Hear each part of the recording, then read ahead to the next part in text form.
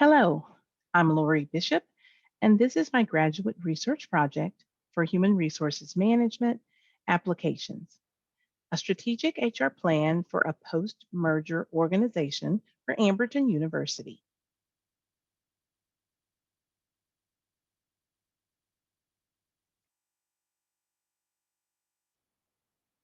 Project outline. The project will include an introduction, company overview, methodology, merger and acquisition, best practices, corporate impact and analysis, a comprehensive research analysis, strategic HR plan and recommendations, conclusion with implications for the workforce and HRM, references, and an appendix with HR strategic plans and stakeholder management feedback. Introduction. The purpose of this project is to research best practices and recommend a post-merger strategic HR plan to improve HR operations, leverage OD interventions to capture additional strengths from Harris and PCI's pre-merger business practices. And this research student will also choose to focus specifically on recommending strategies to address culture clash, remaining integration issues, and HR operations upgrades. Also recommended are meetings to facilitate best of both worlds discussions to further leverage pre-merger organizational strengths for operational efficiencies and process improvements. Revisiting the HR due diligence checklist and culture integration will identify actions to address post-merger opportunities strategically and completely. The company selected for the project is Publishing Concepts LP. Company overview. In 2021, PCI celebrates its 100-year anniversary. 100 years of partnership with colleges, universities, and service organizations to engage their constituents in fundraising, data collection, and storytelling. The founder of PCI is R.F. Clancy. He founded the organization as the first alumni directory publisher, and the current CEO is Drew Clancy, who is third generation Clancy running the business that is now PCI. About 5 years ago, PCI acquired its only competitor and arch rival, Harris Connect. The culture for the now one company is PCI is staying true to a single goal, not to be the biggest, but to be the best. Company overview and PCI company strategic plan. First, the goal is to grow to 75 million in revenue with a 9% profit, to increase on-time product delivery to 90%, to increase net promoter score from 50 to 60, and to grow headcount from 400 to 535 employees. PCI's company values are to pursue excellence purposely, to unlock human potential, to act with integrity, to innovate a culture of relationships and fun, and to lead with a servant's heart. The methodology for this research project includes this research student will use qualitative data collection methods, literature review, training resources, and internal focus group data to gain insight into best practices for addressing post-merger opportunities. This research student also referenced firsthand knowledge of HR operations and operational integration challenges observed while working closely with PCI employees. Recommendations made will specifically tie current PCI challenges to best practices not identified by HR during the initial merger and integration stages. The difference between a merger and an acquisition. Mergers refer to combining two companies into one, benefiting both entities. Two merging companies may continue operating independently as two separate entities with separate cultures, systems, technologies, policies, benefits, etc. Or they may combine to become one new organization. An acquisitions refer to one organization taking over another, incorporating it into its entity. The purchased organization is absorbed by the purchasing organization. The culture, systems, policies, etc., of the purchased organization may change to that of the purchasing organization. What's key is differentiating the two. It's important to decide if the process is a merger or an acquisition. Regardless of the communication, employees will soon figure out which is taking place based on the level of collaboration that takes place when decisions are being made as the two companies come together. The distinction influences the level of collaboration and the tasks HR must handle during the M&A process. The four phases of the merger and acquisition process from the HR perspective. First, there's the pre-merger phase, where HR provides insight into the people aspects of the target search and contributes people-related criteria. Then there's due diligence, where HR identifies people-related barriers or risks to the M&A by evaluating all functions of HR. Third, there is the plan for integration phase, where HR plans the integration of the people side of the business to support a smooth operational transition. And then fourth, implementation and monitoring phase is where HR implements and monitors the success of the integration plan and any change sustainment plans that were created to support the integration. Due diligence checklist revisited. It's always a good idea to have a due diligence checklist for HR. Conduct the due diligence on the following areas. Check for risk, barriers, and liabilities. During PCI's merger with Harris Connect, unfortunately, HR was very limited to coordinator and generalist type roles. There was no due diligence from a people perspective, and only limited HR best practices were implemented at the time of the merger. We revisited the checklist in order to create a baseline to establish the post-merger HR strategic plan.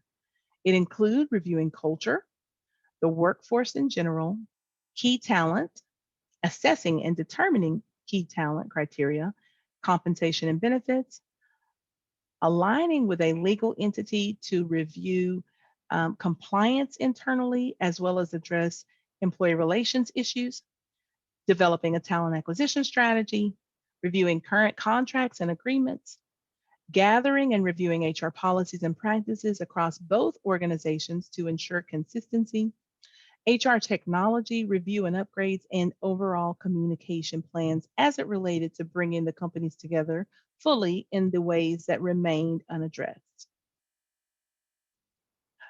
After a merger, there are several integration opportunities.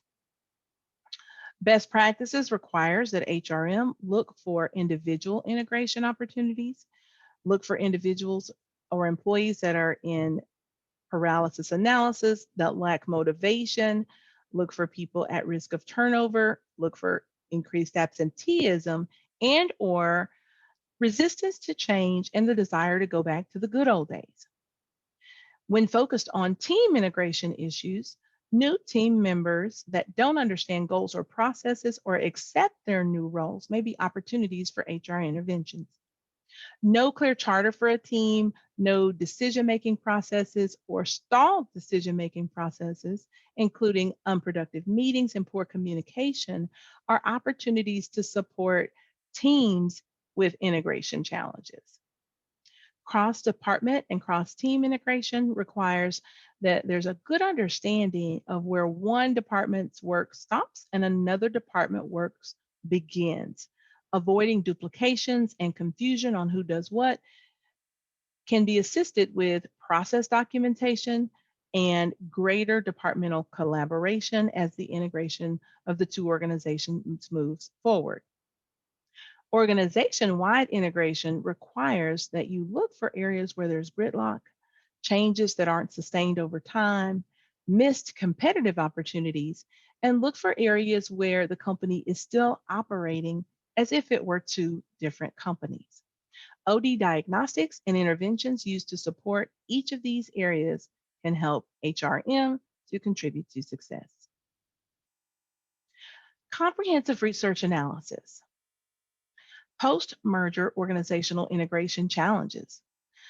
This study showed that after 3 years, very little integration has taken place for cross company relocations and post merger employee reassignments. The study discovered that there were some signs that in some ways they were still operating again as two companies. Only managers and highly skilled employees were chosen to cross companies and share knowledge between the two companies. There was high turnover in both firms, with new hiring required to stabilize the new organization as it moved forward. The larger the workforces pre-merger, the at the integration and reassignment challenges. Comprehensive research analysis number 2, walk in the talk. This study showed that a lack of consistency in how a company lives its values and how it treats its employees affects overall productivity. The study showed that authenticity in terms of underpromising and overpromising to both employees and customers was also associated with lower productivity and lower merger outcomes. Trust plays a critical role in post merger integration actions, and required actions such as layoffs due to staff duplications and loss of identity and potential benefits take trust in the wrong direction. Comprehensive research analysis number 3, linking merger and acquisition strategies to post merger integration. HR has culture expertise, and management and employees must also be accountable for culture. Delegating culture to HR solely creates risk of long-term culture adoption and integration success. HR failures to address employee issues and harmonize culture mismatches is a key reason for derailed post-merger integration. HR has a huge role to play in driving value and synergies. Additional research and the moderating role of transformational leadership on HR practices in a merger and acquisition integration. Communication, training, employee involvement, and career development are positive HRM practices that ensure the success of an integration. Employee involvement is a great way to discover processes and cultural strengths from both organizations. Communication and employee involvement build commitment to required changes post merger. Employee involvement and commitment reduces turnover. Comprehensive research. Beyond the administrivia, incorporating best practices to strengthen your human resources strategic plan. This study identified 6 ways to help improve HR planning. The first key step is to ensure that as HR business partners, the work has been done to learn the business and partner with leadership to develop the strategic HR plan in a way that it supports the overall business strategy. In addition, these 6 steps strengthen planning. Identify the culture that is needed to support the entire company as one. Incorporate data from business plans, management reports, and from stakeholders. HR must also prioritize customer segments based on importance to the overall strategy. Therefore, the first come, first served HR mentality will not fully support HR in becoming a true strategic partner. Resources in HR must be positioned against the highest priorities within the business. Identify and address people challenges that challenge the strategy, culture, or interdepartmental collaboration. Enhance HR services and business model as part of the annual HR planning process. Develop leading and lagging metrics aligned to HR service delivery level. PCI's post-merger strategic HR plan. The goal with the plan is to, again, revisit the due diligence checklist to identify the opportunities to focus on full integration and maximizing the benefits that come from both organizations. PCI's overall strategic plan requires growth and service focus. In focusing on the culture, the goal is to create a plan to take the best of both cultures um, and create one new culture for PCI. The second focus is on organizational and department structures. Build a strategic workforce plan to optimize the organization and department structures. This moves beyond the initial merger stages of eliminating duplications towards aligning departments and functions in ways that make sense from an operational excellence perspective. Groups with workflows that are closely tied have similar leadership structures, which reduces the amount of inefficiencies. For HR policies, now that the organization is operating with one set of HR policies, the goal is to identify HR policies and revise them to align to the new culture, keeping in mind any compliance requirements, but moving away from policies that focus on things that people need to manage themselves and or that conflict with the culture or trust. HR operations requires an alignment of all HR functions, payroll, employee files, reporting in uniform ways across the organization. Here you'll find leaders leveraging old practices from previous organizations and needing to let go of old systems and align under one system. This promotes data integrity and the use of data to drive decisions related to people. HR technology upgrades required to meet the new business needs should be evaluated and implemented as soon as possible to gain additional efficiencies.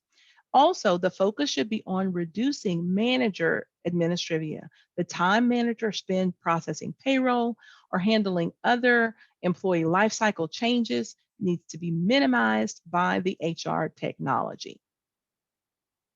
In addition, the strategic plan will focus on developing a talent acquisition process that is able to meet the needs of the new business, hiring talent in a timely manner with the required skills and the ability to come into the organization and contribute at a high level.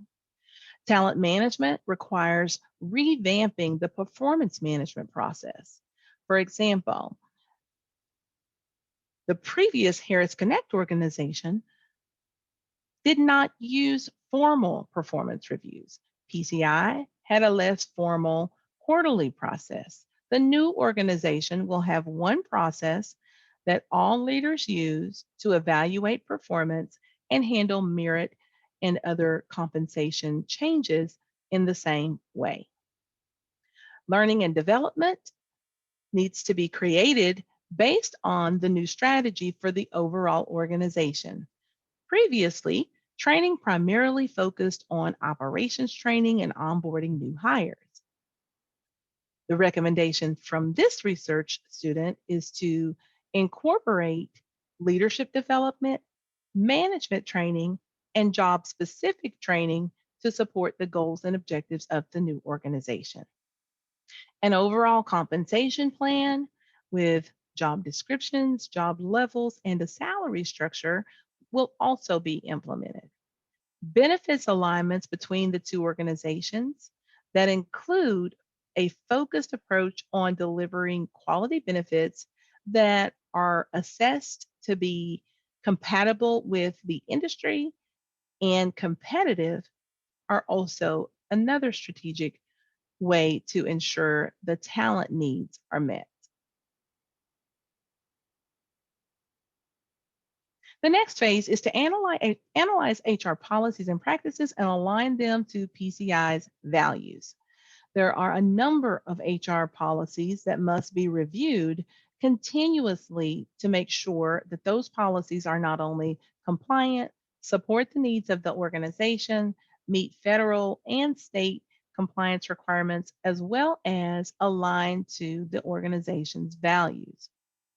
The goal will be to take on the following activities, which will include eliminating unnecessary work rules and aligning policies to the new culture, replacing disciplinary policies involving punishment and parent child communication with a problem solving process to resolve employee relations issues, identifying differences in people and management practices based on legacy company ways of doing things and realigning, and developing HR operations guides, managers guides, and employee handbooks to document the new way of doing things as the new organization based on one culture. Corporate impact and analysis. So, why does HR need a real time strategic plan? First, you need OD intervention to increase the pace of change. Allowing organizations to languish before change is made creates greater resistance to moving towards the direction of the new one company approach. Address areas of concern related to the merger while implementing the organization's strategic plan. Continuous feedback sessions on change help to ensure that the changes being made not only align with the strategic plan, but achieve their desired outcomes. Focus on present day concerns and real business issues, such as cost containment, productivity, quality, customer service, and operational efficiencies. Delays or lack of involvement for HR lead to potential risks. When HR is not included in the merger or the acquisition, you miss opportunities to address people related costs or identify those costs. There are barriers and liabilities, such as contracts with executives that include M&A clauses or historical pay requirements. Any previous litigation or employee engagement data highlighting cultural or leadership differences, clashes of culture, conflict in management style, compatible systems or processes aren't discovered, communication gaps, productivity dips can happen. You lose key leaders with knowledge that's required to help understand and maximize the benefits of the merger. There's sometimes a decline in employee engagement, and then HR's lack of involvement overall leads to poor integration. So, in conclusion, there are implications for the workforce and HR practitioners. There are a number of reasons why companies initiate mergers and acquisitions. That includes creating value via cost or revenue, creating economies of scale, diversifying business operations to either enter new markets, develop or gain new products or customers, to produce or purchase a product line that another organization may already have, or a service offering, to expand market position. For PCI, purchasing Harris Connect meant gaining 100% of the market position. Other reasons include gaining assets such as talent or technologies or increasing financial capacity. PCI was able to double in revenue and size with the purchase of Harris Connect. HR's involvement again is required to overcome people related challenges that impact the success of a merger or an acquisition. A couple of key points to reiterate are getting the right people in the right seats doing the right things, and implementing effective change management that's ongoing, as well as creating an ongoing communication plan that is designed to address the stress that employees feel during a merger and acquisition and improve trust through transparency. Some research limitations. Much of the research focused on why mergers and acquisitions fail rather than factors that drive success. General recommendations on how to optimize culture were included, with few specifics on recommendations on how to align culture to HR policies. Much of the research asserts that employee trust is key to post merger success, yet there is little research on how to change HR policies in ways that build trust. There was little research based on the size of the company pre merger and post merger and the implications of that. And there was little research on the impact of OD as an internal consultant.